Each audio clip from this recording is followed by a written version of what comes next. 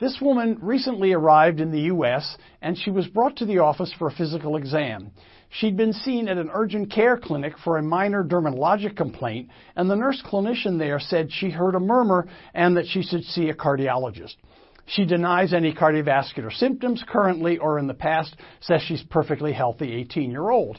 The blood pressure is a little low at 86/56, but on the other hand, not uncommon in a healthy young woman, presumably due to lots of estrogen effect. The heart rate's fine at 68, jugular vein is not distended, the lungs are clear, and the cardiac exam demonstrates a quite impressive holosystolic murmur heard directly over the sternum, directly over the breastbone.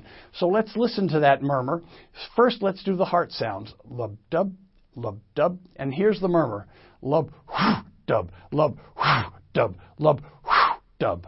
So this is a kind of harsh murmur, perhaps sometimes even harsher than I did it, and it's heard over the sternum, and it is very suggestive of a ventricular septal defect.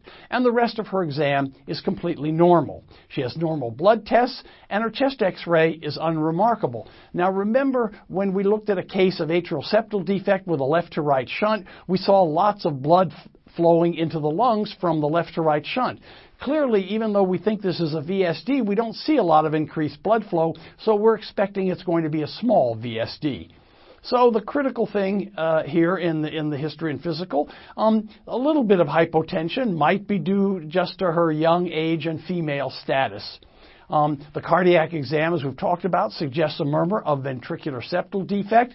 And of course, we do an echocardiogram. And here we see a little tiny VSD. That little green mark in the Doppler shows a small left to right shunt. You'll see the left ventricles on the right, and you'll see the right ventricles on the left, and there's a little hole in the septum and a very small green flow across the septum. So this lady does have just what we expected from physical exam and chest X-ray and so forth, that this lady has a very small VSD. She has a very small amount of left to right shunting through the VSD, and the amount of shunt flow is quite small. The patient's very unlikely to develop pulmonary vascular disease and pulmonary hypertension, so she just needs regular cardiac checkups and reassurance that she's going to do very, very well. This is not a major drain on the heart function.